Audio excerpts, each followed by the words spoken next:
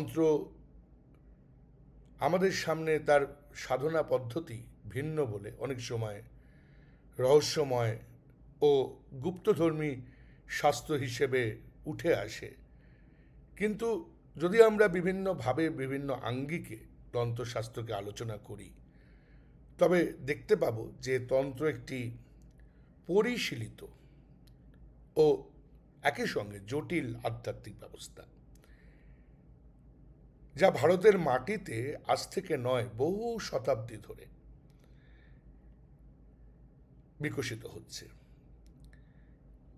আধুনিক সময়ে আমরা যদি দেখি তাহলে দেখতে পাবো যে বিভিন্ন পণ্ডিত যেমন নরেন্দ্রনাথ ভট্টাচার্য, রাজেশ্বরী ঘোষ তন্ত্রের ইতিহাস, তন্ত্রের বিভিন্ন পাঠ্য এবং নানা আচার অনুষ্ঠান